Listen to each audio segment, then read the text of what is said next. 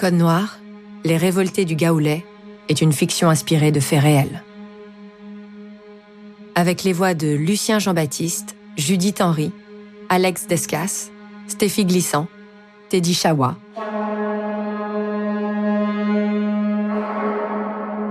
Code Noir, Les Révoltés du Gahoulet, épisode 5.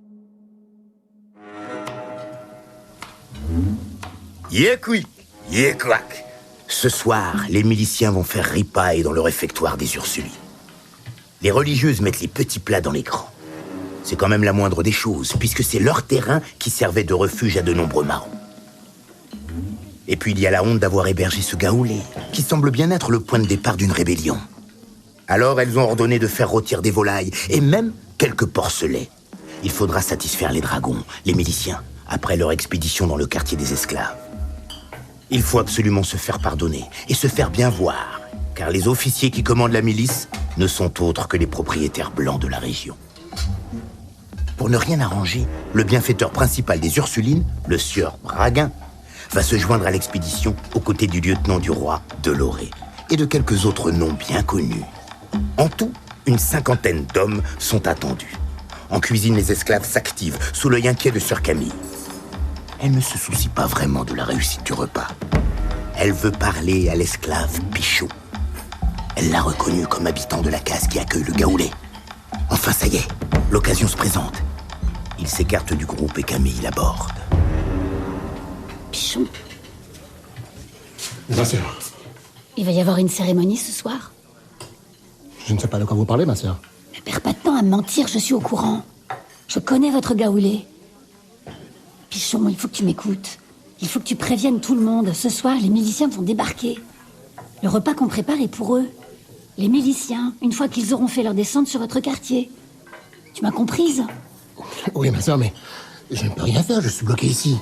File discrètement, je vais te faire remplacer. Merci, ma sœur. En fait, sœur Camille n'a pas idée. Mais l'ami Pichon n'est pas qu'un simple soldat du gahoulet. C'est le général lui-même. Et ses officiers l'attendent, assis en tailleur dans la case. Amadi, Titus, Jacob, Grison et les autres sont nerveux. Autour de la case, les autres membres du gahoulet attendent patiemment le début de la cérémonie. Ils ne se doutent pas qu'une véritable armée va bientôt fondre sur eux. Mais alors, il est où, le général? Je sais pas. Il est en retard. Il est pas là, alors que le moment est important. Il est plus que temps de faire quelque chose. Amadi, On voulait vous parler.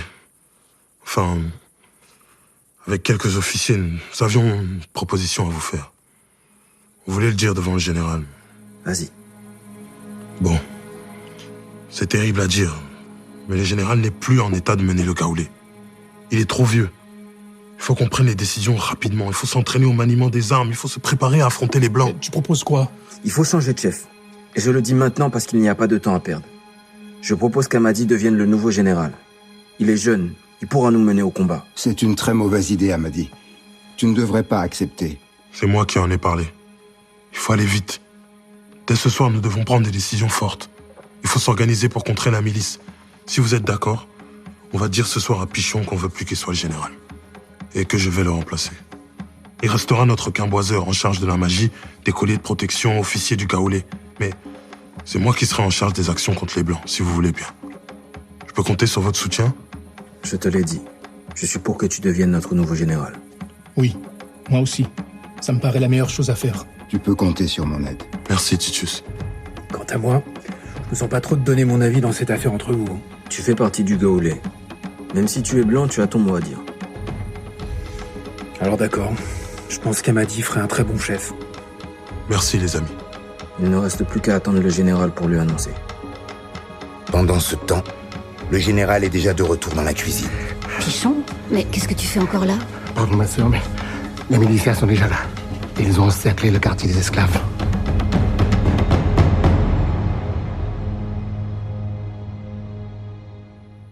Dans le quartier des esclaves, Amadi et quelques autres se lèvent et quittent la case pour partir à la recherche du général.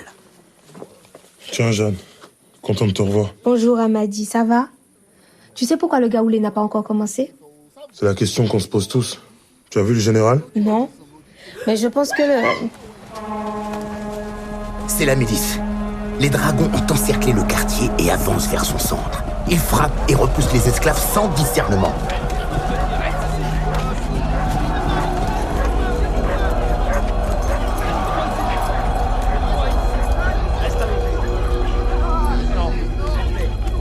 Pendant ce temps, Braguin et Deloré sont chacun à la tête d'un détachement d'une vingtaine d'hommes qui vérifient l'identité des esclaves. Dans le doute, ils sont arrêtés.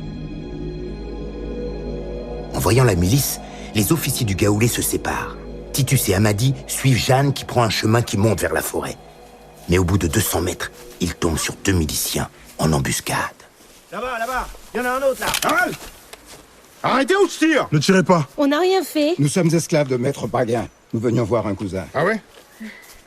Attendez, Ma sœur. ces trois-là sont avec moi.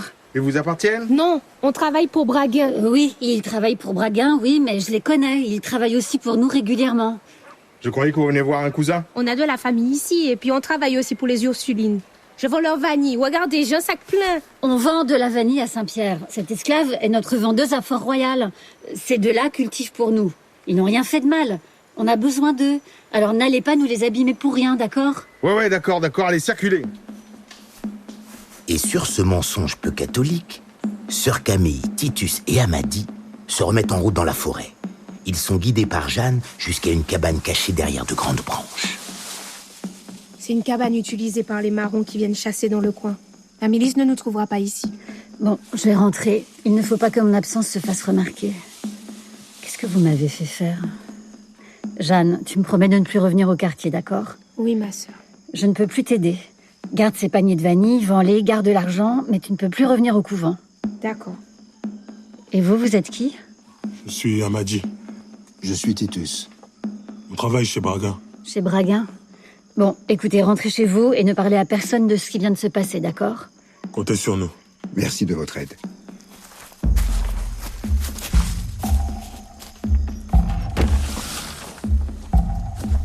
Ça va? Je sais pas. Et qu'est-ce qui se passe? Les Blancs ont monté une milice avec des chiens qu'ils envoient pour récupérer des marrons en fuite. Ils ont entendu dire qu'il y avait le Gaoulé. Et ils ont décidé d'agir. C'était cette religieuse qui te donnait de la vanille? Oui, elle a dit la vérité. Je vends de la vanille pour les Ursulines. Enfin, je vendais pour elle. Qu'est-ce que tu vas faire maintenant? Je sais pas. Il va falloir t'éloigner d'ici, le temps que les choses se calment. Et vous? Qu'est-ce que vous allez faire? Nous, on va rentrer. Et faire comme si rien ne s'était passé. Mais si certains parlent aux miliciens? C'est vrai, c'est un risque. Titus, tu as vu si Grison, Jacob et Michaud ont réussi à s'enfuir? Michaud? Si c'est le Michaud que je connais, je l'ai vu se cacher dans une case. À mon avis, c'était pas la meilleure façon d'échapper aux miliciens. Jeanne ne croit pas si bien dire. Les miliciens passent les cases des esclaves au peigne fin. Et quand le brave Michaud est débusqué de sa cachette sous une paillasse, avec ses oreilles mutilées et sa grosse cicatrice en forme de fleur de lys, il ne fait pas illusion longtemps devant les miliciens.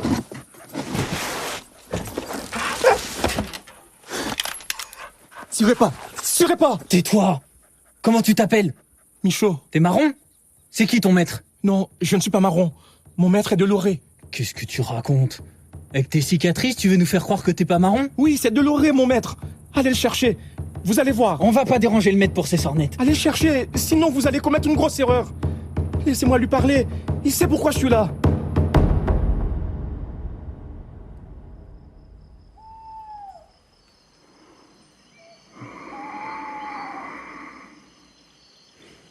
Je sais pas comment il fait pour dormir. Il a dû en voir d'autres dans sa vie. La situation doit être terrible chez Braguin pour que même Titus rejoigne le Gaoulé. Oui, la situation est grave. Mais je crois qu'on va plus pouvoir y faire grand-chose. Il va falloir penser à se protéger. Toi, qu'est-ce que tu vas faire? Je vais vendre ma vanille à Fort-Royal. Et avec l'argent, je vais essayer de retrouver quelques marchandises à vendre sur le marché. Je vais essayer de trouver de la vanille ailleurs. Ça marche bien. C'est bien, Fort-Royal? Je veux dire, c'est bien pour les esclaves? Non. C'est pas mieux qu'à Saint-Pierre. Mais j'ai moins de chances qu'on me reconnaisse. La ville est étouffante, remplie de soldats, de marins qui nous regardent. Comme des objets. Pas seulement. Ils regardent les femmes noires comme des poids. J'ai remarqué que ton ventre s'arrondit. J'imagine que c'est pas parce que tu manges à ta faim. Non. C'est un cadeau que m'a laissé Braguin. Oh. Désolé, je voulais pas te gêner. Effectivement. Je sais pas trop quoi faire de ça. Je comprends que ce soit un poids. Mais ça peut aussi être un espoir, non? Tout le monde me dit ça. Mais ça se voit que c'est pas toi qui vas devoir le nourrir. Je sais, mais...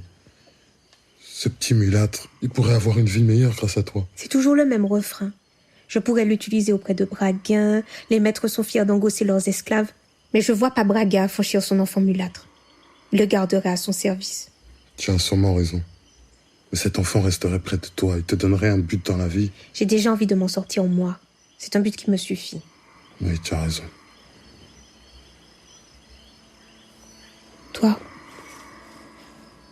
Toi, tu t'occuperais d'un enfant que t'as pas voulu? Quoi? Si par exemple je te proposais de venir avec moi, tu m'aiderais? À quoi? Mais non, oublie ce que je viens de dire. C'était juste une proposition. Mais je ferais quoi à Fort-Royal? T'as raison. Je sais pas, je disais ça comme ça. Je suis un peu surpris, je m'attendais pas à ça. T'inquiète pas, c'est pas grave. J'ai besoin de temps. Mais Jeanne, on peut en reparler. Je pars demain, Amadi. Je reviendrai pas. Je comprends que c'était pas le bon choix pour toi. C'est trop tôt, tant pis. On se reverra, j'espère. Moi aussi. Les deux jeunes gens semblent s'être tout dit. La pause gênée devient silence que rien ne vient briser. Jeanne et Amadi finissent par somnoler jusqu'au moment du réveil de la forêt.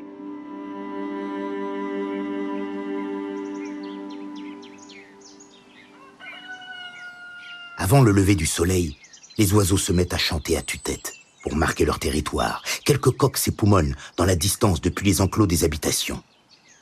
Amadi et Titus laissent Jeanne derrière eux et rentrent dans leur case avant l'appel du matin. De retour sur la propriété Braguin, la vie continue comme si rien ne s'était passé. Personne ne parle des absents qui ont été pris au Gaoulé et sont sûrement au cachot.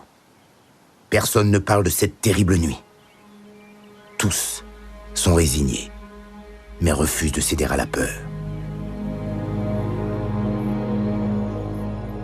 Quelques nuits plus tard, Amadi a la surprise de recevoir la visite du flibustier Grison. Voilà. Un de mes gars repartira pas avec nous, et j'ai pensé à toi. J'ai une place. La coque du bateau est presque prête, on repartira dans une semaine. Grison, merci pour ta proposition. Mais j'ai aucune expérience sur un bateau. C'est pas grave. Si tu crois que je savais naviguer avant de devenir flibustier, j'étais ici à travailler dans une plantation. Tu seras sûrement un peu malade au début, mais on s'habitue. Moi, je cherche des gars courageux qui sont prêts à se battre. Je sais pas. La semaine prochaine, c'est un peu court. Il y a des miliciens partout en ce moment. Les esclaves sont surveillés et peuvent même pas vraiment se déplacer.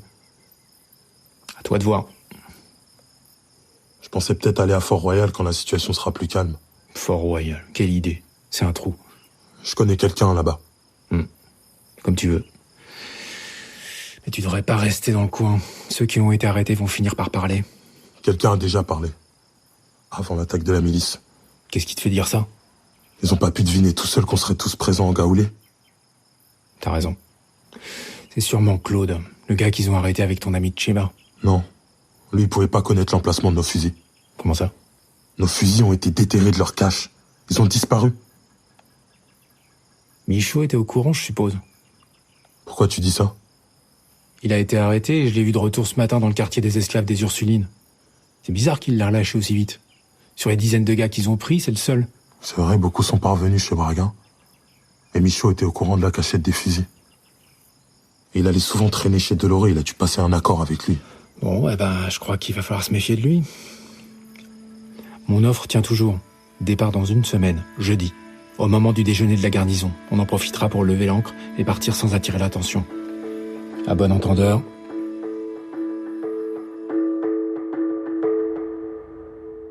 Oui, ma sœur, il s'agit de quelque chose de temporaire, mais cette affaire de Gaoulé, cette rébellion qui couvait sur notre propre terrain, ce n'est pas une mince affaire.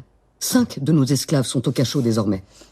Monsieur Braguin m'a assuré que leur jugement serait rendu sans tarder, alors oui, En attendant, nous allons devoir mettre un peu la main à la pâte pour faire leur travail. J'espère que la plupart nous seront rendus, mais j'ai peur que certains soient exécutés. Ce qui voudra dire devoir racheter des esclaves.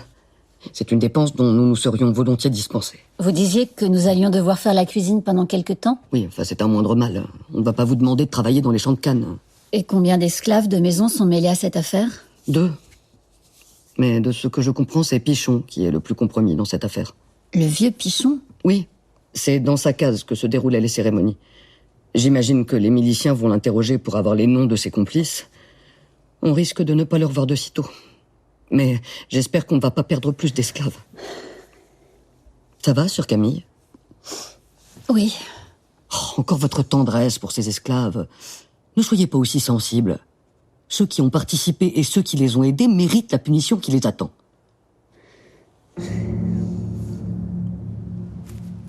Allez, en ligne. Allez, on se dépêche. Bonjour, Amadi. Bonjour, Titus. Tu sais ce qu'on fait là? Non, mais le maître est là. Il a demandé de tous nous faire venir, ça doit être important.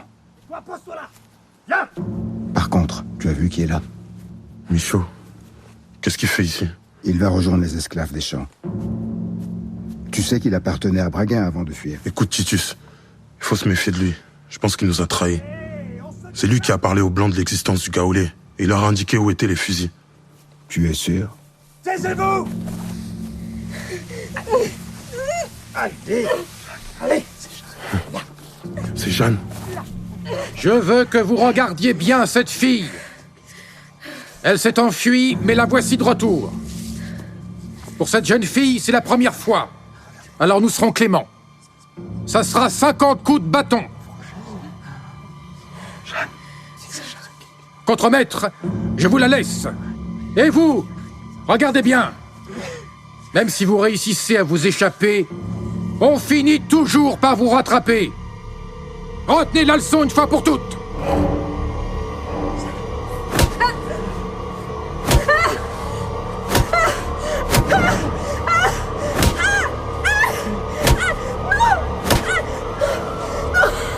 Là, entre ses jambes, elle saigne. Elle attendait un enfant.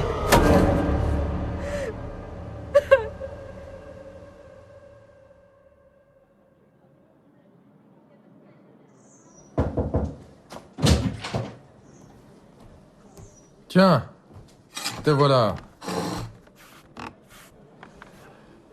Mais alors, tu n'es pas très bavard.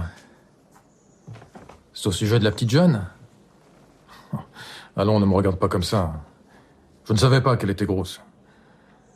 Elle a perdu le bébé, on ne va pas en faire une montagne. Ça fait un esclave de maison en moins. Mais bon. Et puis on ne l'a pas tuée, elle va reprendre sa place. Elle s'en remettra, crois-moi. Et on fera en sorte qu'elle en ait d'autres. Non, ne pense pas à ça. Pense plutôt à ta liberté. Ça y est, Titus. Tu vas pouvoir être libre. Tu as rempli ta part du contrat. Tu es content? Allons, réponds. Tu es content, n'est-ce pas? Oui, je suis content. Merci, maître.